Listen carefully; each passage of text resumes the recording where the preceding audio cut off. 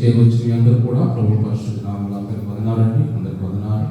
మంచి దేవుడు మనం కూడా దీవించును గాక. ఈ పక్క వాళ్ళు చెప్పండి.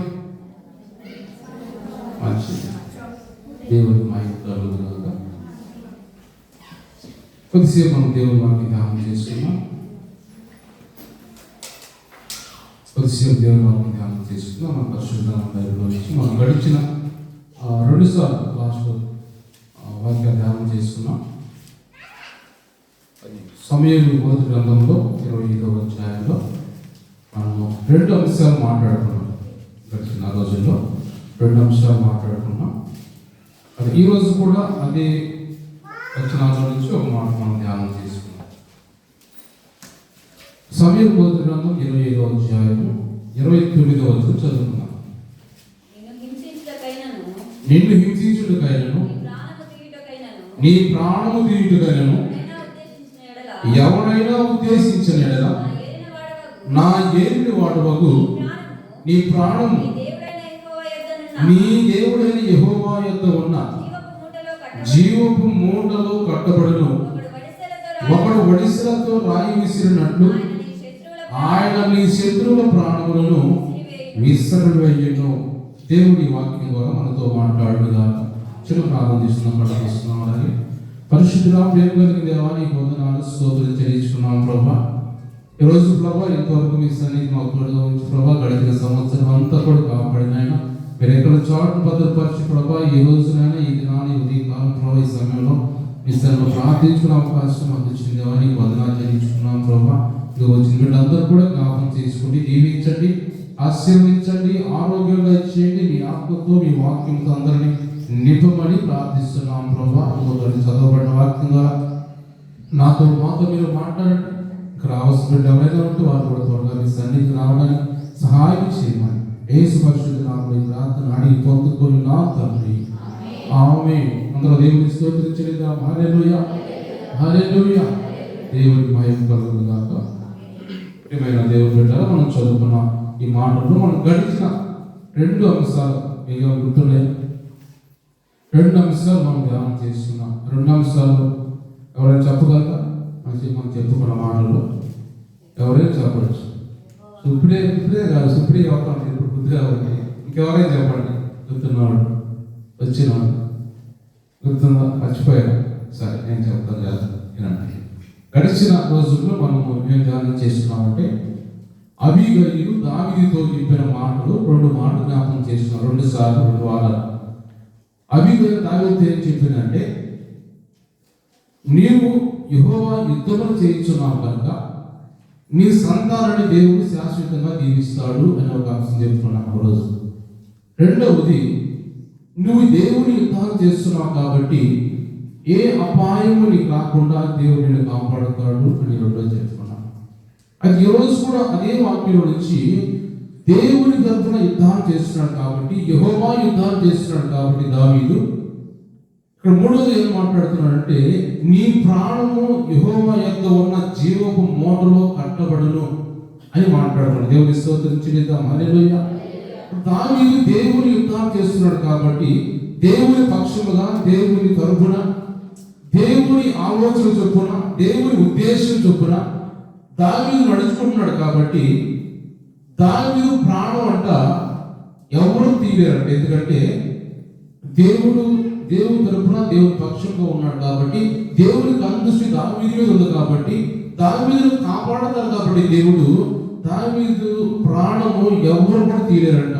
ఎందుకంటే దావీదు దేవుని తరపున దేవుని యుద్ధాలు చేస్తున్నాడు కాబట్టి. అంత మాత్రం కాకుండా ఇంకా దేవుడికి మాట్లాడుతున్నాడు అంటే, ఆమె ద్వారా అబీగయీలు గారు మాట్లాడంటే, నీ శత్రువులు ఎవరైతే ఉన్నారో నిన్ను చంపడానికి, నీ ప్రాణం తీయడానికి ఎవరైతే ప్రయత్నం చేస్తున్నారో వాళ్ళ ప్రాణాలు కూడా దేవుడు ఒకడు ఒడిసెల ద్వారా రాయి విసిరితే ఎంత వేగంగా పోతుందో అంత వేగంగా నీ శత్రువులు కూడా దేవుడు నాశనం చేస్తాడు. వాళ్ళ ప్రాణాలు ఆ విధంగా తీస్తాడు అని దేవుడు అతని శత్రువుల గురించి కూడా మాట్లాడుతున్నాడు. అంటే అబీగయీలు చెప్పిన మాట ఒక ప్రవచనాత్మకంగా చెప్పారు. ప్రవచనాత్మకంగా దేవుడు ఆమె నోటి ద్వారా పలికించిన మాటలు దావీదు జీవితంలో తర్వాత నెరవేరినాయి. అంటే ఈరోజు దేవుడు మనతో మాట్లాడుతున్న మాట కూడా మనము కూడా దేవుని తరపున ఉంటే, మనం కూడా దేవుని పక్షంగా ఉంటే, మనం కూడా దేవునికి ఇష్టమైన వారుగా, లేకపోతే ఆయన ఉద్దేశాన్ని నెరవేర్చే వారుగా, లేకపోతే ఆయన తరపున రక్షణ పొంది కొంతమంది కొరకు, మన కుటుంబాల కొరకు, రక్షించిపోతున్న ఆత్మల కొరకు మనం ప్రార్థన చేసే వారిగా ఉంటే మన మన ప్రాణాలు కూడా యెహోవా యొద్ద ఉన్న జీవపు మూటలో కట్టబడతాయి. దేవుడు మాట్లాడుతున్నాడు. దేవుని స్తోత్రం చెల్లిద్దాం. హల్లెలూయా. మన ప్రాణాలకు ఎవరు కూడా అపహరించలేరు, మన ప్రాణాలు ఎవరు కూడా తీసుకోలేదు. ఎందుకంటే మన ప్రాణాలు దేవుని దగ్గర ఉన్న జీవపు ఓటు, అంటే దేవుని హస్తంలో మన ప్రాణాలు ఉన్నాయి. కాబట్టి మన ప్రాణాలు దేవుని హస్తంలో ఉన్నాయి కాబట్టి వాటిని ఎవరు కూడా అపహరింపలేరు. దేవుడు మాట్లాడుతున్నాడు. యోహాను సువార్త 10వ అధ్యాయంలో కూడా అక్కడ కూడా మాట్లాడుతుంటాడు, నా గొర్రెలు నా చేతిలో ఉన్నాయి, వాటిని ఎవరు కూడా అపహరించలేరు అని అక్కడ మాట్లాడతాడు. యోహాను సువార్త 10వ అధ్యాయంలో దేవుడు మాట్లాడుతూ మాట్లాడుతుండేది చూస్తే 10వ అధ్యాయము, నా గొర్రెలు నా చేతిలో ఉన్నాయి కాబట్టి వాటిని ఎవరు కూడా అపహరించలేరు అని దేవుడు అక్కడ మాట్లాడతాడు. నా చేతిలో ఉన్నాయి కాబట్టి, నా దగ్గర ఉన్నాయి కాబట్టి, నా దగ్గర నాతో ఉన్నాయి కాబట్టి, నడిపిస్తున్నాను కాబట్టి వాటి ప్రాణములకు ఎవరు కూడా అపహరించలేరు అని అక్కడ దేవుని వాక్యం రాయబడి ఉంటుంది. కాబట్టి సరే, తర్వాత చూద్దాము. చూడండి ఒకసారి చదవండి వాక్యం మీద. యెహోవా నా గొర్రెలు నా దగ్గర ఉన్నాయి కాబట్టి వాటిని ఎవరు కూడా నా చేతిలో నుంచి అపహరించలేరు అని మాట ఉంటుంది అక్కడ. ఎవడను నా ప్రాణం తీసుకొనడు, నా అంతట నేనే దాన్ని పెట్టుకుంటున్నాను. గొర్రెల గురించి, నా గొర్రెలు నా చేతిలో ఉన్నాయి, వాటిని ఎవరు కూడా అపహరించలేరు అని మాట ఉంటుంది. సరే, మంచి అవసరం లేదు, ముఖ్యమే కాదు. కానీ దేవుడు మాట్లాడుతున్న మాటలు అంటాడు, ఆయన చేతులు మన ప్రాణాలు ఉంటే చదువు, నా గొర్రెలు నా స్వరం వినును, నేను వాటిని ఎరుగుదును, నన్ను వెంబడించును, నిత్య జీవం ఇచ్చున్నాను కనుక అవి అన్నిటికీ నశింపవు. ఎవరు వాటిని నా చేతుల నుంచి వాటిని అపహరింపలేడు. 29వ వచనంలో ఉంది, వాటిని నాకు ఇచ్చిన నా తండ్రి అందరికంటే గొప్పవాడు కనుక నా తండ్రి చేతుల నుంచి ఎవడను వాటిని అపహరింపలేడు. దేవుని స్తోత్రం చెల్లిద్దాం. హల్లెలూయా. కాబట్టి దేవుని కూడా గమనించినట్లయితే దేవుడు మాట్లాడుతున్నాడు, మన ప్రాణాలు, మన జీవితాలు దేవుని హస్తాల్లో ఉన్నాయి, దేవుని కాపుదలలో ఉన్నాయి, దేవుని ఆ జీవపు మూటలో మన ప్రాణాలు కట్టబడి ఉన్నాయి. కాబట్టి మన ప్రాణాలు ఎవరు కూడా అపహరించలేరు దేవుడు మాట్లాడుతున్నాడు. అదే విధంగా దావీదు గురించి మాట్లాడుతూ, దావీదు గురించి అబీగైలు మాట్లాడుతున్న మాట ఏంటంటే, దేవుని జీవపు మూటలో నీ ప్రాణాలు ఉన్నాయి దావీదు, నా ఏళ్ళు వాడ, దేవుని జీవపు మూటలో నీ ప్రాణాలు ఉన్నాయి కాబట్టి వాటిని ఎవరు కూడా అపహరింపలేరు. ఎందుకంటే దేవుని దగ్గరికి పోయే ధైర్యం ఎవరు లేరు, దేవుని దగ్గరికి తీసుకునే ధైర్యం ఎవరు లేదు. కాబట్టి ఎవరు కూడా వాటిని అపహరించలేదు. అంత దూరం, అంత క్షేమంగా నీ ప్రాణాలు ఉన్నాయి. మన ప్రాణాలు కూడా అంత క్షేమంగా దేవుని దగ్గర ఉంటే దేవుడు మాట్లాడు. ఇప్పుడు అంటే మనము ఆయన బిడ్డలుగా, ఆయన పక్షముగా, ఆయన యుద్ధం చేసేవారుగా, ఆయన యుద్ధం చేసేవారు కంటే నేను 2 సార్లు చెప్పాను, యుద్ధం అంటే ఈ లోక సంబంధించిన యుద్ధం కాదు, కానీ సాతానుతో యుద్ధం చేసేవారుగా, అపవాదితో యుద్ధం చేసేవారుగా మనం ఉంటే మన ప్రాణాలు కూడా దేవుని దగ్గర ఉన్న జీవపు మూటలో కట్టబడితే దేవుడు మాట్లాడుతున్నాడు. మన బైబిల్లో చూసినట్లయితే ఒక 2-3 గురించి మనం చూసినట్లయితే వారి ప్రాణాలు కూడా జీవపు మూటలో కట్టబడినట్టుగా దేవుని వాక్యం చూస్తాం. మనం చూసినట్లయితే దావీదు గురించి ఒక మాట మనం చదువుకుందాం, కొద్దిసేపు మాట్లాడుకుందాం. దావీదు గురించి మనం చూసినట్లయితే సమూయేలు మొదటి గ్రంథంలోని 19వ అధ్యాయం 5వ వచనం చదువుతాం. సమూయేలు మొదటి గ్రంథం 19:5 చదువుతాం. ప్రాణము తెగించి ఆ ఫిలిష్తీయులను చంపగా యెహోవా ఇశ్రాయేలులందరికీ గొప్ప రక్షణ కలుగజేసెను, అది నీవే చూసి సంతోషించితివి కదా. నిష్కారణముగా దావీదును చంపి నిరపరాధి యొక్క ప్రాణము తీసి నీవెందుకు పాపము చేయదు అని మనవి చేయగా. చాలు గమనించినట్టు ఇక్కడ యోనాతాను మాట్లాడుతున్న మాట చూస్తున్నాం. సౌలు కుమారుడైన, రాజు కుమారుడైన యోనాతాను మాట్లాడుతుంటున్నాడు. ఎందుకు ఈ మాటలు మాట్లాడుతున్నాడు యోనాతాను? దావీదును ప్రాణం తీయడానికి, దావీదును చంపడానికి సౌలు వెతుకుతూ ఉంటాడు, తరుముతూ ఉంటాడు. వెతకం కాదు కానీ తరుముతూ ఉంటాడు. ఒక ప్రాంతంలో ఉన్నాడని తెలిసినప్పుడు సైన్యాన్ని తీసుకుపోయి అక్కడికి వెళ్తున్నాడు సౌలు. అక్కడి నుంచి వస్తున్నాడని తెలిసినప్పుడు దాని అక్కడి నుంచి వేరే చోట పారిపోతూ ఉన్నాడు. ఆ విధంగా తరుగుకుంటూ పోతున్నాడు సౌలు, ఎందుకంటే దావీదు ప్రాణం తీయడానికి. అప్పుడు అంటాడు, దావీదుకు ప్రాణ స్నేహితుడైన యోనాతాను తన తండ్రి అయిన సౌలుతో అంటాడు, ఏమంటాడంటే, అయ్యా దావీదు ఏ పాపం చేశాడు, దావీదు ఏ నేరం చేశాడు, దావీదు వల్ల మనం ఈ విధంగా ఉన్నాం, దావీదు అవ్వదు ఫిలిష్తీయుని గొల్లియాతును చంపకపోతే మనందరి ప్రాణాలు పోయేది కదా. అలాంటి దావీదు ఏ పాపం చేయకుండా ఏ నేరం చేయకుండా దావీదును చంపడానికి, దావీదు ప్రాణం తీయడానికి ఎందుకు పరిగెత్తున్నావు, ఎందుకు తరుగుతున్నామని తన తండ్రితో యోనాతాను తండ్రితో అన్నప్పుడు ఏ మాత్రం కూడా ఆ మాటలో చెవులు పెట్టకుండా తండ్రి అయిన సౌలు అదే విధంగా తరుగుకుంటూ పోతూ ఉంటాడు. ఎక్కడున్నాడు కనుక్కొని మరి తరుగుకుంటూ చంపడానికి దావీదే. ఎందుకంటే సౌలులోకి ఒక దురాత్మ వచ్చేసింది. ఎందుకంటే సౌలు దావీదుకు సౌలు గురించి ప్రజలు ఏమనుకుంటారు, సౌలు ఏమో 1000 కొలది, దావీదేమో 10,000 కొలది శత్రువును సంహరించారు అన్నప్పుడు అది సౌలు చాలా చిన్న మాటగా తక్కువ అంటే చాలా ఫీల్ అయిపోయింది. ఎందుకంటే నేను రాసులు 1000 కొలది ఏంటి, నా దగ్గర ఒక ఏమి లేని వాడు 10,000 కొలది చంపడం ఏమిటి, ప్రజలందరూ వాడి గురించి చెప్పుకోవడం ఏమిటి అని సౌలుకి ఒక నామూషిగా ఉన్నట్టుగా అర్థం చేసుకోవాలి. మన భాషలో మాట్లాడు నామూషి అయిపోయాడు. ఎందుకంటే నేను రాజు కదా, నాకు 10,000 అనాలి, దావీదుకి 1000 కొలది అనాలి.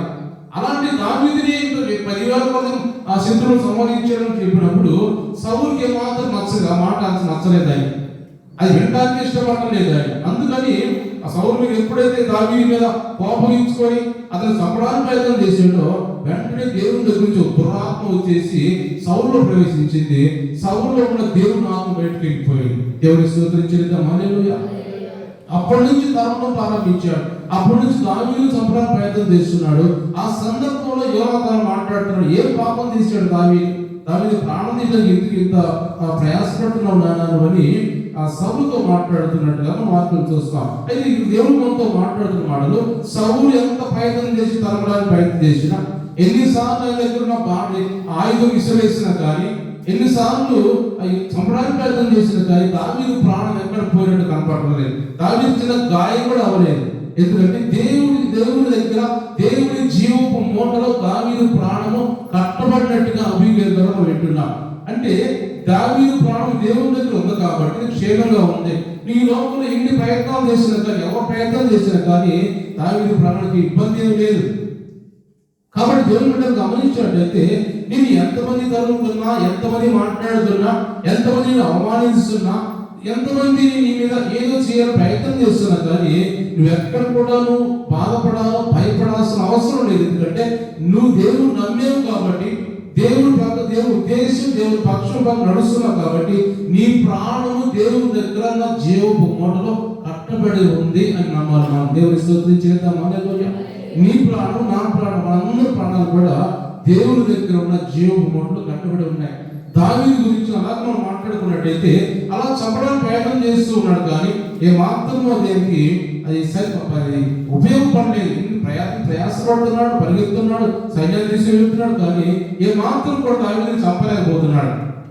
చివరికి ఏమైందంటే మనం ఆ మాట చదువుకున్న మాట ఏముంది అక్కడ, ఆ రెండవ భాగం చదువు, మెయిన్గా చదువుకున్న మాటలో 25, 29లో రెండవ భాగం, నిన్ను హింసించుటకైనను నీ ప్రాణం తీయుటకైనను నీ ప్రాణం. రెండవ మాట అంటే ఒకడు వడిసెలతో రాయి విసిరినట్టు ఆయన నీ శత్రువు ప్రాణమును విసరవేయు. ఇప్పుడైతే సౌలు దావీదుని వెంబడిస్తూ ఉన్నాడు ప్రాణం తీయడానికి, ఆయన దేవుడు సౌలు ద్వారా సంభవడకుండా దావీదు తప్పిస్తూ ఉన్నాడు. చివరికి ఏమైందంటే సౌలే పోయి గిల్బోవా అనే పర్వతం మీదకి వెళ్ళి ఫిలిష్తీయులతో యుద్ధం చేస్తున్నప్పుడు సౌలు కుమారుడైన యోనాతాను, ఇంకొక అబీనాదాబ్ అనే ముగ్గురు కుమారులు కూడా గిల్బోవా పర్వతం మీద చనిపోయి, అంటే వాళ్ళ ప్రాణాలు ఇష్టమైపడినట్టుగా అర్థం చేసుకోవాలి మనం. దావీదుకి ఎన్నో అవకాశాలు వచ్చింది సౌలును చంపడానికి. ఆయన ఒకసారి గుహలో ఉన్నప్పుడు, సౌలు ఉన్నప్పుడు దావీదు వెనకాలగా పోయి ఆయన వస్త్రపు చెంగులు కోసుకుని వస్తాడు. పక్కన వాళ్ళు ఏమంటారంటే సౌలు అందుబాటులో ఉన్నాడు, చంపేసేయచ్చు కదా, నీ శత్రువు కదా అన్నప్పుడు, లేదు దేవుని చేత అభిషేకించబడ్డాడు కాబట్టి మొదట్లో ఆయన తాకురని చెప్పి దావీదు బయటకు వచ్చి మల్లాయితో మాట్లాడతాడు. అంటే చివరికి ఏమైపోయారంటే దావీదు చంపాలి, దావీదు ప్రాణం తీయాలి అనుకున్న వాళ్ళు వాళ్ళ ప్రాణాలని దేవుడు అలా విసిరివేశాడు. ఎలా విసిరివేశాడంటే ఒడిసిలతో పాటు రాయి విసిరినట్టుగా ఎంత స్పీడ్ గా పోతుందో అంత స్పీడ్ గా సౌలు ప్రాణానికి కావచ్చు, సౌలు చేసిన పాపానికి మంచివాడైన యోనాదాబు కుమారుడు అభినాదాబు కావచ్చు కుమారుడికి ముగ్గురు కుమారులు ఆయనతో పాటు ఆ ప్రాణాలు ఇచ్చినట్టుగా మనం చూస్తున్నాం వాక్యంలో. కాబట్టి దేవుడు గమనించండి, అయితే నిన్ను ఎవరైతే వ్యతిరేకిస్తున్నారో, ఎవరిని హింసిస్తున్నారో వాళ్ళు దేవుడు వాళ్ళకి ఎలా బుద్ధి చెప్పాలో అలా చెప్తాడు. అంతేకాని ఇప్పుడు దావీదు ఏం చేశాడు? దావీదుకి అవకాశం వచ్చి చంపడానికి వచ్చింది, దావీదు చంపలేదు. పక్కనే తిరిగి కూర్చున్నాడు సౌలు, వెనకాలకు పోయాడు, వస్త్రం వచ్చి పెద్ద కోసాడు, తీసుకుని వచ్చి దూరంలో వచ్చి సౌలు కేకేస్తున్నాడు. ఇదిగో నా తండ్రి అని చెప్పి కేకేసి, ఇదిగో నీ వస్త్రం చెల్లి నా చేతిలో ఉంది, నేను చంపే అవకాశం వచ్చిన నేను చంపలేదు అన్నప్పుడు సౌలు వెంటనే కేకలేస్తాడు, అయ్యో దావీదా నువ్వేనా, నేను నీకు అపకారం చేసినా కానీ నువ్వు నాకు ఉపకారం చేసేవాడు అయ్యో అని అతని గురించి ప్రశంసిస్తున్న సౌలు, నాకంటే నువ్వే మంచివాడు, గొప్పవాడివి, నీకు దేశాన్ని నువ్వే పరిపాలిస్తావు అని సౌలు నోటి ద్వారా దావీదుతో మాట్లాడుతున్న సౌలు. అంటే అవకాశం వచ్చినా చంపలేదు, ఎందుకంటే దేవుడు చూసుకుంటాడు కాబట్టి మనం నేనేం చెయ్యను అని సౌలుని అలా వదిలేసినప్పుడు దేవుడు చూసుకున్నాడు. ఎందుకు ఈ మాట మాట్లాడుతున్నాడు అంటే మన గురించి ఎవరైనా వ్యక్తంగా మాట్లాడినా, వ్యక్తమైన ఆలోచన చేసినా, దాడి చేయడం ప్రయత్నం చేసినా, రకరకాల ప్రయత్నాలు చేశారు, కానీ దావీదు వలె మనము మామూలుగా దేవుడిని విడిచిపెట్టేసేయాలి.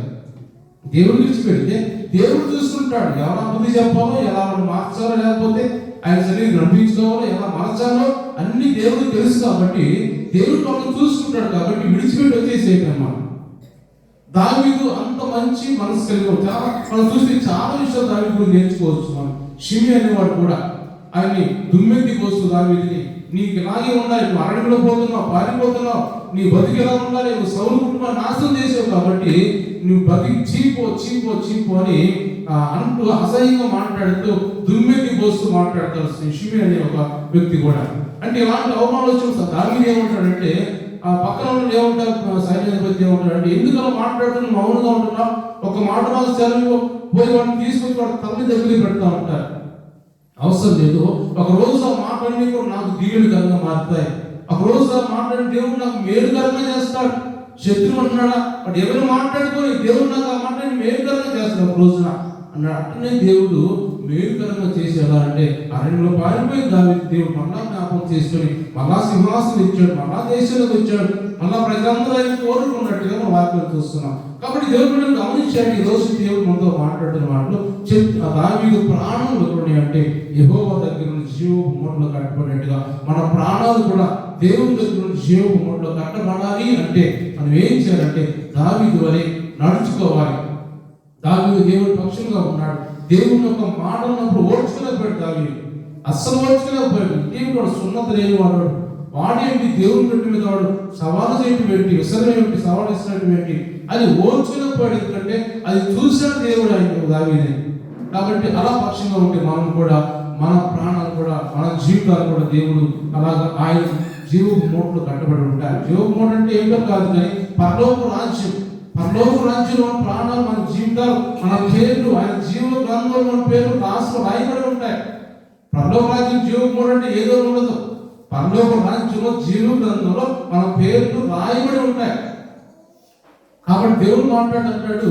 కొంతమంది యేసుప్రభుతో దేశపు శిష్యులు యేసుప్రభు వాళ్ళని దీవించి వాళ్ళ కోసం ప్రార్థన చేసి, అయ్యా మీరు వెళ్ళి గ్రామాల్లోకి వెళ్ళి నా గురించి దేశం పరలోక రాజ్యం గురించి ప్రకటించండి, గొప్ప కార్యాలు చేయండి, తయారుగా కొట్టండి, చనిపోయిన వాళ్ళు లేవనెత్తండి అని యేసుప్రభు పంపించినప్పుడు వాళ్ళందరూ గ్రామాలకు వెళ్ళిపోతారు. గ్రామాలకు వెళ్ళి యేసు నామంలో ఏవైతే ప్రార్థన చేస్తున్నారో వాళ్ళ వీళ్ళు బాగుపడుతున్నారు, చనిపోయిన వాళ్ళు తిరిగి లేస్తున్నారు, పరలోక రాజ్యాన్ని గురించి ప్రకటిస్తూ ఉన్నారు. వాళ్ళ తిరిగి వచ్చి వాళ్ళు ఏమంటారంటే, అయ్యా మేము నీ నామంలో ప్రార్థన చేసినప్పుడు, తండ్రి ప్రార్థన చేసినప్పుడు చాలా దయ్యాలు విడిచిపెట్టిపోతా ఉన్నాయి, చాలా చనిపోయిన వాళ్ళు బ్రతుకుతూ ఉన్నారు, ఇవి గొప్ప కార్యాలు చేసేవయ్యా అంటారు.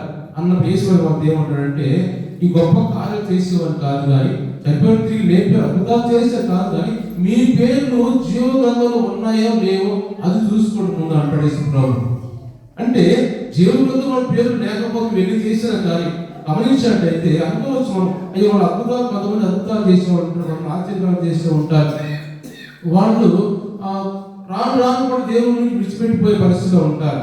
కొన్ని మోసాల జీవితాలు పడిపోయినా కానీ వాళ్ళకున్న వరాలు, వాళ్ళకున్న కొన్ని వరాలు అలాగే ఉంటాయి, దేవుడు తీసుకోడు. అందుకని ఇచ్చిన తర్వాత దేవుడు తీసుకోడు, వాళ్ళ దగ్గర ఉంటాయి. నేనేం మాట్లాడుతున్నానంటే ఆ ఉన్న వరాలు దేవుడు ఇచ్చింది కదా, దేవుళ్ళు వాడబడుతున్నారు కదా అంటే దేవుళ్ళు వాడబడటం కాదని.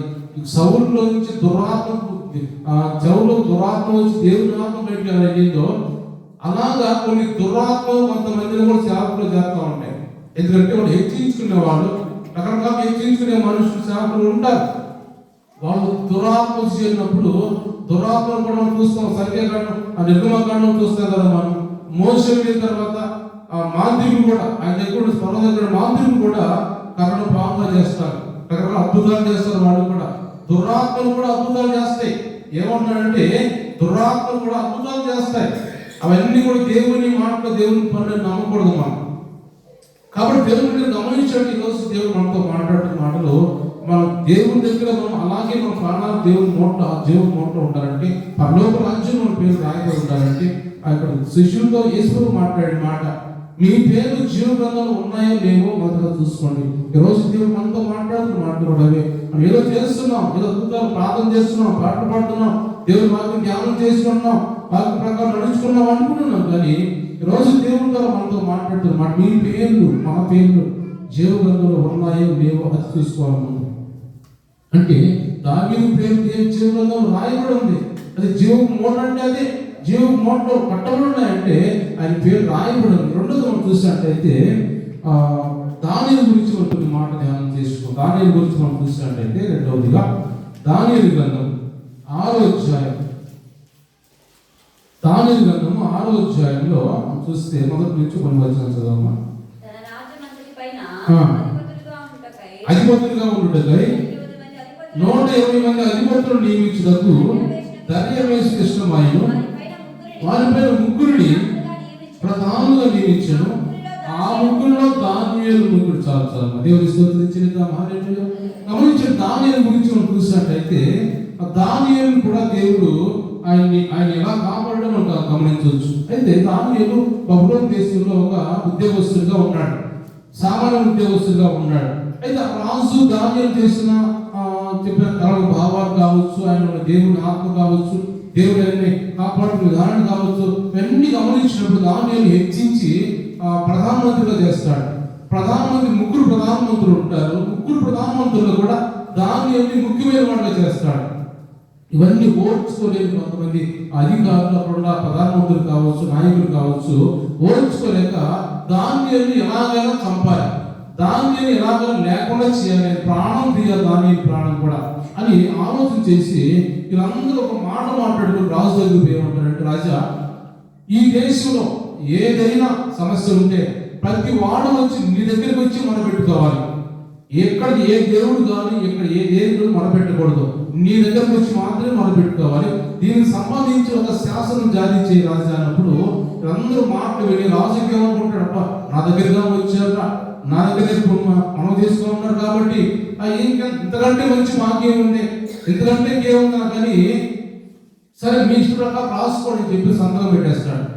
ఎవరైనా కూడా ప్రకటిస్తారు, అందరూ పోయి ప్రకటించి ఏమని చేస్తారు, ఎవరైనా ఏదైనా సమస్య ఉంటే దేశంలో మీ అందరూ కూడా పోయి రాజు దగ్గరనే మనం చేసుకోవాలి, ఇంకా ఏ దేవుడి దగ్గర కానీ ఏ దేవత దగ్గర కానీ ఎవరి దగ్గర వెళ్ళడానికి వీలు లేదు అని ఒక ప్రకటన చేసినప్పుడు ఏం జరుగుతుంది? అక్కడ ప్రకటన చేశారు కానీ ప్రజలందరూ కూడా రాజు దగ్గర మనం చేసుకున్న ఏ సమస్యలు మనం చేసుకున్న చిన్నది కానీ పెద్దది కానీ అందరూ ఆయన దగ్గర మనం చేసుకున్నారు. కానీ దానియేలు మాత్రం ఏం చేస్తున్నాడంటే యెరూషలేము వైపు తిరిగి ఆయన ఉన్న ఇంటి మీద ఎక్కి, పైన మీద ఎక్కి కిటికీలు తీసుకొని యెరూషలేము వైపు తిరిగి ప్రార్థన చేస్తున్నాడు.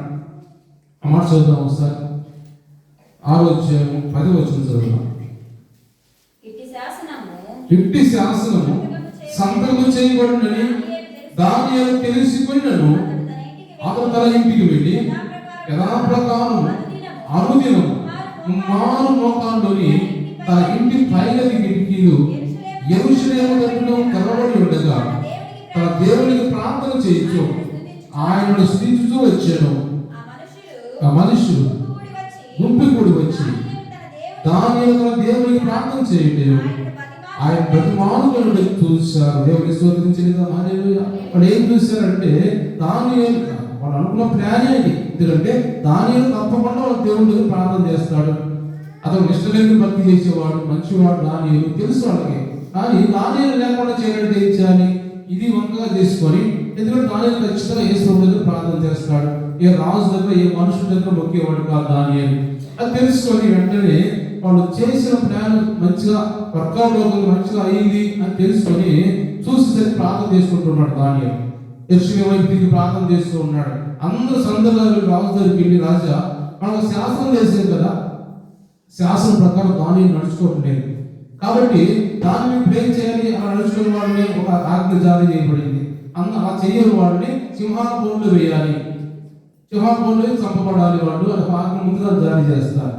వీళ్ళందరూ పోయి చెప్పినప్పుడు దానియేలు గురించి రాజు చాలా బాధేసింది. అయ్యో దానియేలు చాలా మంచి జ్ఞానం కలిగిన వాడు, దానియేలు వల్ల దేశం నడిపించబడుతుంది, దానియేలు అంత జ్ఞానం కలిగిన వాడు దేశం ఎవరు లేరు అని చాలా బాధతో వేదనతో ఇష్టపడటం లేదు. దానియేలు సింహంలో వేయడం ఇష్టపడటం లేదు.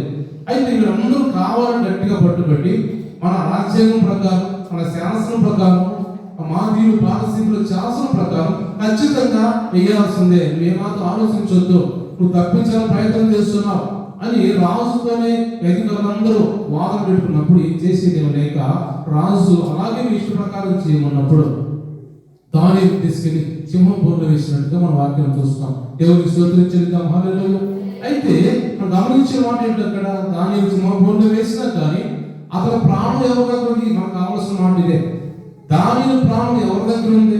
ఎవరి చేతిలో ఉంది? ఎవరి దగ్గర జీవపు మూటలో ఉన్నాయి అంటే యెహోవా దగ్గర ఉన్న జీవపు మూటలో దానియేలు ప్రాణం ఉంది కాబట్టి ఎదురుగా అపాయం ఉంది, ఎదురుగా భయంకరమైన ప్రాణం పోయే పరిస్థితి. దానియేలు ముందుగానే సింహాలు కూర్చొని ఉన్నాయి, వాటిని ఒక మనిషి వేసి ఉందంట కొన్ని రోజులు ఆకలితో పెడతారంట. వాటిని ఆకలితో పెడతారు, ఎందుకంటే పడగానే నవ్వులేసి పొడి చేస్తాయి, తినేస్తాయి సింహాలు. అలాగా దానియేలు ఎప్పుడైతే లోపల పంపించారో సింహ బోన్లోకి వేసారో అలాగ కూర్చొని సింహాలు అలా చూస్తూ ఉన్నాయి. దానియేలు చూస్తున్నా కానీ ఏ మాత్రం దానియేలు వెళ్ళడం లేదు, దానియేలు దగ్గరికి వెళ్ళి ఏమాత్రం తినాలని ప్రయత్నం చేయట్లేదు. ఎందుకు అలా జరుగుతుందంటే తర్వాత రాజు పోయి ఉదయకాలం పోయి దానియేలు జీవన కలిగి దేవుని సేవలో దానియేలు బ్రతకేమన్నా బ్రతికున్నామనంటే దానియేలు మాట్లాడతాడు, అయ్యా నేను బ్రతికున్నాను, మీరు బాగున్నారా, నేను ఏ దోషం చేయని నమ్ముతున్నావా నువ్వు రాజుతో మాట్లాడినప్పుడు ఆ నమ్ముతున్నానయ్యా, నువ్వు బాగున్నా కానీ బయటకు వచ్చేసి ఉన్నప్పుడు బయటకు వచ్చిన తర్వాత మాట అంటాడు, నేను నిర్దోషి కాబట్టి నా ప్రాణము పోకుండా దేవుని దూతలు వచ్చి సింహాసనంలో మూసివేసినాయి. దేవుని స్తోత్రించేద్దాం. హల్లెలూయా.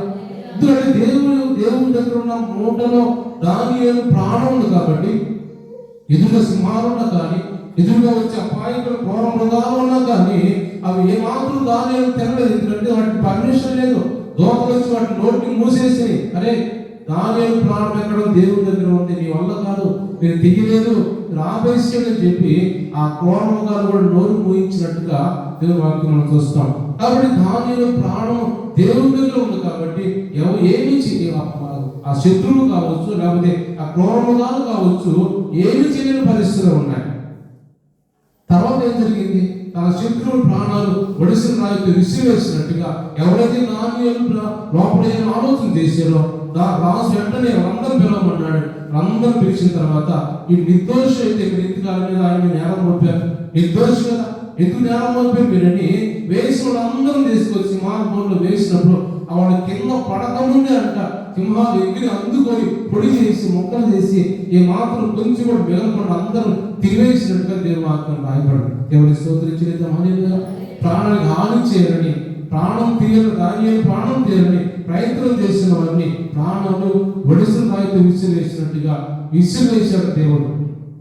కాబట్టి దేవుని బిడ్డ ఈ మాటలన్నీ వింటున్నప్పుడు మనం కూడా ఏం చేయాలంటే మనము కూడా దేవుని సన్నిధిలో మన పాదాలు మనం దేవుని దగ్గర ఎక్కువగా ఎదిగినట్టయితే, దేవుని పక్షంగా ఉన్నట్టయితే, లేకపోతే దేవుని దగ్గర ప్రార్థిస్తూ నమ్మకంగా ఉన్నట్టయితే, యథార్థంగా ఉన్నట్టయితే, నిర్దోషంగా ఉన్నట్టయితే మన ప్రాణాలు కూడా దేవుని దగ్గర ఉన్న జీవపు మూటలో ఉంటాయి అని మనము ఎదిగి ఉండాలి. మనం కూడా నమ్మాలి. దేవుడు మాట్లాడుతున్నాడు కాబట్టి దేవుడిని గమనించినట్టయితే మూడోది ఒక మనం మాట మనం చూసినట్టయితే, మూడోది ఒక మాట మనం చూసినట్టు అక్కడ రాయబడిన మాట ఏంటంటే ఎస్తేరు గ్రంథం చూస్తాం సార్.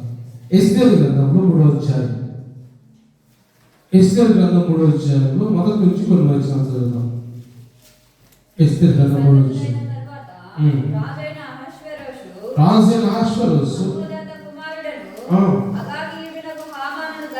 హామాను గణపరిచి వారిని హెచ్చించి వారి పీఠము తన దగ్గర ఉన్న అధిపతులందరి కంటే ఎత్తుగా వచ్చాడు. చాలా చాలా చాలా గమనించాలంటే ఇక్కడ మనం చదువుకుంటూ చాలా విషయాలు ఉన్నాయి, కానీ నేను క్లుప్తంగా నేను చెప్పడానికి ప్రయత్నం చేస్తాను. జాగ్రత్తగా ఉన్నాడు.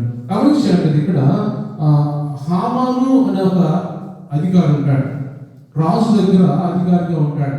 అయితే ఆ రాజు హామాను హెచ్చించి ఆయన ఉద్యోగాన్ని పెంచి ఆ స్థాయిని పెంచుతాడు.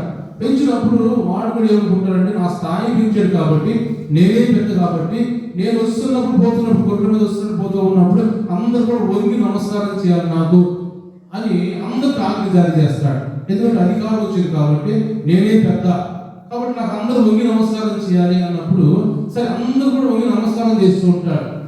రోజు వస్తూ ఉంటాడు, అందరూ నమస్కారం చేస్తారు. ఒక్కడ మాత్రం నమస్కారం చేయడు.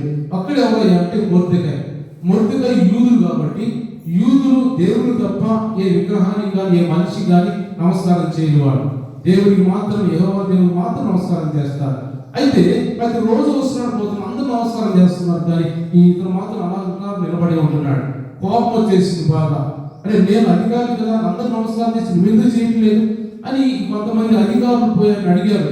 ఆయన వచ్చినప్పుడు నమస్కారం చేయరు కదా, ఎందుకు చేయట్లేదు అన్నప్పుడు, నేను యూదులను నేను నమస్కారం చేయను, మనుషులు నమస్కారం చేయాల్సిన అవసరం నాకు లేదు అని నేను మాట్లాడినప్పుడు చాలా కోపం వచ్చేసింది ఆ హామానికి. వచ్చి ఏమంటాడంటే, ఈ మొర్దెకై ప్రాణాలు తీయాలి నేను, ఈ మొర్దెకై ప్రాణం మాత్రం తీయడం అల్పము, కానీ ఆ మొర్దెకైతో పాటు అతనికి సంబంధించిన మనుషులు ఎవరైతే ఉన్నారు యూదులు అందరూ కూడా నాశనం చేయాలి, లేకుండా ప్రాణాలన్నీ తీసేయాలి అని ఒక ఆజ్ఞ జారీ చేయాలి. రాజు దగ్గరికి పోయి రాజు కొంత లంచం ఇచ్చి, అయ్యా ఒక తెగ మనుషులు ఉన్నారు, ఆ తెగ మనుషులు ఏ మాత్రం కూడా మన మాట వినరోడు, కొన్ని రోజుల మనకి వ్యతిరేకమైపోతారు, ఏ రాజు ఏదో చెప్పాలి కదా. చెప్పినప్పుడు రాజు విని మీ ఇష్ట ప్రకారం చేయమన్నప్పుడు ఆ మొద్దువేలు చెప్పడానికి ఒక పెద్ద ఏమంటారు దాన్ని ఉలిగోయ చేస్తారు. పెద్ద ఉలిగోయ చేసి రెడీగా పెడతాడు. రెడీగా పెట్టినప్పుడు వెంటనే తర్వాత మనం చదువుకుంటూ పోయినట్టయితే కొన్ని వచ్చిన తర్వాత మనం చూస్తే మా మాట చదువుతాం ఒకసారి.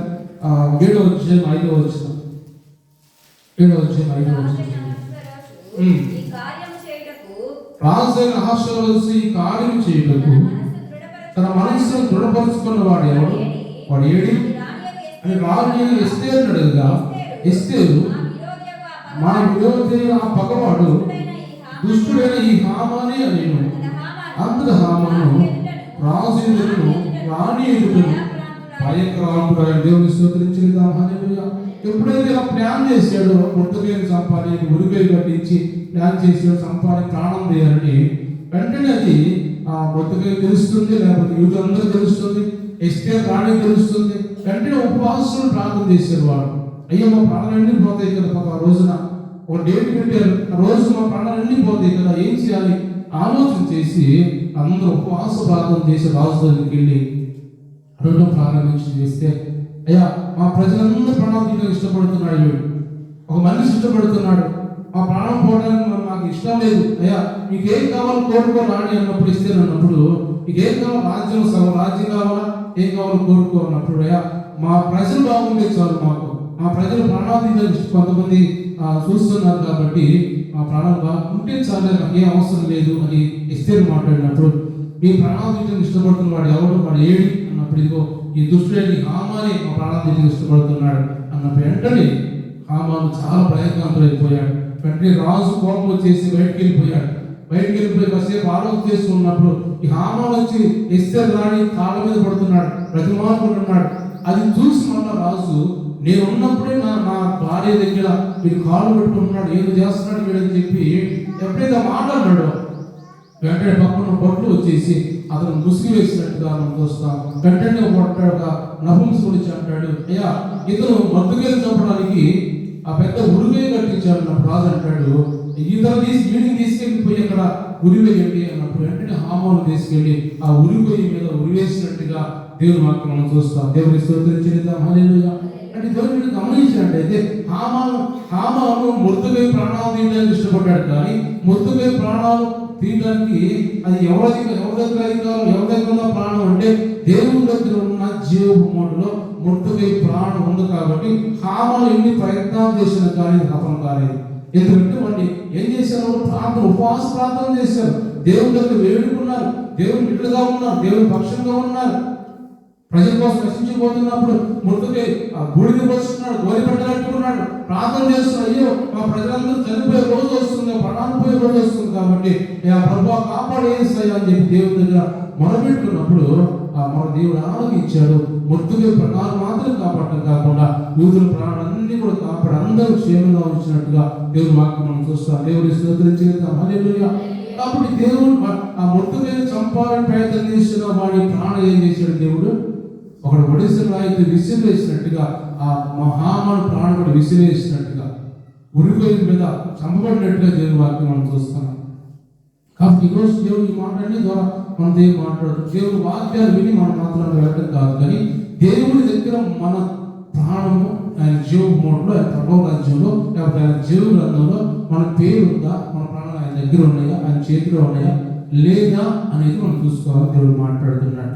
కాబట్టి ఈరోజు మన జీవితాన్ని ఆయన దగ్గర ఉన్నారంటే ఏం చేయాలి? మనం మారు మనసు రక్షణ పొందాలి, బాప్తిసాలు పొందాలి, మన జీవితాలు మార్చుకోవాలి, ఆయన ఇష్టంగా మనం జీవించాలి, ఆయన పక్షంగా, ఆయన ఉద్దేశం నెరవేర్చేవారిగా, ఆయన ఇష్టానుసారంగా మనం జీవించినట్లయితే మన ప్రాణాలు కూడా ఎంతమంది తీయాలి ప్రయత్నం చేసినా, ఎంతమంది మన మీద దాడి చేయాలి ప్రయత్నం చేసినా, ఎంతమంది మనల్ని అవమానించాలి, నిందించాలి, రకరకాల ప్రయత్నం చేసినా కానీ ఏ మాత్రం కూడా అయ్యేటి వాళ్ళకి ఏ మాత్రం సఫలం కావాలకి అని చెబుతున్నాడు దేవుడు.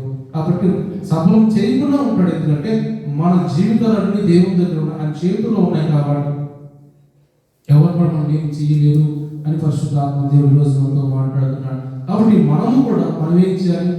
వాళ్ళు ఏం చేశారంటే వాళ్ళు ఉపేక్షించుకున్నారు. వాళ్ళు మేము కాదు, మా దేవుడు మాకు కావాలి, ఈ రాజులతో నాకు ఎవరు మాకు అవసరం లేదు, మా దేవుడు మాకు ఉంటే చాలు, మేము దేవుని వారము అని ఒక నిర్ణయం తీసుకున్నారు. అది తీసుకున్నారు కాబట్టి దేవుడు వాళ్ళని కాపాడుతూ వచ్చాడు, వాళ్ళని రక్షిస్తూ వచ్చాడు. ఈ రోజు దేవుడు మాట్లాడుతున్నాడు. మత్తయి సువార్త 16వ అధ్యాయం ఒక మాట నేను ముగిస్తాను. మత్తయి సువార్త 16వ అధ్యాయం చూసినట్టయితే అక్కడ 16వ అధ్యాయం మత్తయి సువార్త 24వ వచనం చదువుతున్నాం. అప్పుడు యేసు తన శిష్యులను చూసి, ఎవడైనా నన్ను వెంబడించగోరిన యెడల తన్ను తాను ఉపేక్షించుకొని తన శిలువను ఎత్తుకొని నన్ను వెంబడింపవలెను. తన ప్రాణాన్ని రక్షించుకొని కోరువాడు దాన్ని పోగొట్టుకొనును. నా నిమిత్తం తన ప్రాణం పోగొట్టుకొనివాడు దాన్ని దక్కించుకొనును. ఒక మనుష్యుడు లోకమంతా సంపాదించుకొని తన ప్రాణాన్ని పోగొట్టుకుంటే అతనికి ఏమి ప్రయోజనము? ఒక మనుష్యుడు తన ప్రాణానికి బతిగా ఏమి చేయగలడు? దేవుని స్తోత్రం చేద్దాం. హల్లెలూయా. దేవుడితో మాట్లాడుతున్నాడు, శిష్యుని ఉద్దేశించి మాట్లాడుతున్నాడు. శిష్యులతో మాట్లాడుతూ ఆయన ఏమంటాడంటే, ఎవడైనా నువ్వు వెంబడించాలనుకుంటే తనను తాను ఉపేక్షించుకొని తన శిలువను ఎత్తుకొని మోసుకుంటూ వెంబడించాలి. ఎందుకంటే చాలా మంది ఇక్కడ మనం గమనించినట్టయితే అనేక మంది నశించిపోతున్న వారు యేసు ప్రభు వచ్చి మన శిలువను యేసు ప్రభు ఎత్తుకున్నాడు. కాబట్టి నేను వెళుతున్నాను, కాబట్టి నేను ఉన్నాను, కాబట్టి మీరు కూడా మీ శిలువను ఎత్తుకోండి. అంటే ఎవరైతే నశించిపోతున్నారో వాళ్ళ శిలువను మీరు ఎత్తుకోవాలి, వాళ్ళ పాపాలను మీరు మొయ్యాలి అని శిష్యులతో మాట్లాడుతూ, నన్ను ఎవరైనా వెంబడించాలనుకుంటే తను ఉపయోగించుకోవాలి, నేను కాదు, ఇక నా దేవుని సర్వస్వము అని మీరు వెంబడించాలి అని మాట్లాడుతూ, తన ప్రాణం రక్షించుకొని కోరువాడు దాన్ని పోగొట్టుకుంటాడు, కానీ నా నిమిత్తం ఎవరైతే దాన్ని పోగొట్టుకుంటారో దాన్ని దక్కించుకుంటారో అంటున్నాడు. తన ప్రాణాన్ని యుగకాలసారిగా కాపాడుకోవాలి అనుకున్న వాడు దాన్ని పోగొట్టుకుంటాడు. అయితే నా కోసం ఎవరైతే ప్రయాసపడతాడో వాడు దాన్ని దక్కించుకుంటాడు, ప్రాణం దక్కించుకుంటాడు. ఎందుకంటే అది నా దగ్గర ఉంటుంది కాబట్టి, నా జీవం మోట్లో ఉంటుంది కాబట్టి, నా సన్నిధిలో ఉంటుంది కాబట్టి ఆ ప్రాణాన్ని దక్కించుకుంటాడు. ఒకడు లోకమంతా సంపాదించుకొని తన ప్రాణం పోగొట్టుకుంటే ఏం ప్రయోజనం వాడికి? ప్రాణం ప్రతిగా వాడు ఏం మిగలడు? దేవుడు వాక్యం రాయబడింది. అంటే ప్రాణం పోగొట్టుకున్న తర్వాత ఏమి సంపాదించుకుంటాం? ధనం సంపాదించుకుంటాం, ఆస్తి సంపాదించుకుంటాం, బంగారం సంపాదించుకుంటాం, ఏమి ఇచ్చో ప్రాణం సంపాదించుకోలేము. అందుకే దేవుడు అన్నాడు, ముందుగా అంటున్నాడు, నా ప్రాణాన్ని ప్రతిగా ఏమి ఇవ్వగలడు? ప్రాణం ఉండగానే ఆ ప్రాణం దేవుడి దగ్గర ఉండాలి, దేవుని సన్నిధిలో ఉండాలి అని ఒక ఆలోచనతో మీరు జీవించండి అని దేవుడు మాట్లాడుతున్నాడు ఈరోజు కూడా. కాబట్టి ఈరోజు దేవుడు మనతో మాట్లాడుతున్న మాటలన్నీ కూడా, అయ్యా నా ప్రాణం మీ సన్నిధిలో ఉండాలని ఆశపడుతున్నా, కాబట్టి మమ్మల్ని ఉపేక్షించుకొని మా శిలువలు మేము ఎత్తుకొని మేము నడుస్తాం, మీ అంటూ ఉంటాం ప్రభు, నీతో ఉంటామయ్యా, నేను అమ్మడిస్తాం ప్రభు అని మనం కాదు దేవుని సన్నిధిలో ఒక ప్రమాణం చేసి ఒక దేవుని దగ్గర ఒక మంచి మాట మనం చెప్పినట్టయితే దేవుని దగ్గర మన ప్రాణాలు కూడా ఆయన జీవపు మోటలో ఉంచుకోవడానికి ఇష్టపడుతున్నాడు. కాబట్టి అలాగే మన అందరి ప్రాణాలు కూడా ఆయన దగ్గర ఉండేలా మనం చేసుకుందాం. అలాగే దేవుడు మనం అందరం దీవించి ఆశ్రయించుడు కాక, ఈ వాక్యం దేవుడు దీవించి ఆశ్రయించుడు కాక. అందరు కళ్ళు మూసుకున్నాం, ప్రార్థన చేస్తున్నాం. అందరు కళ్ళు మూసుకున్నాం, ప్రార్థన చేస్తున్నాం. ఈరోజు నువ్వు మాతో మాట్లాడేది వదనాలు.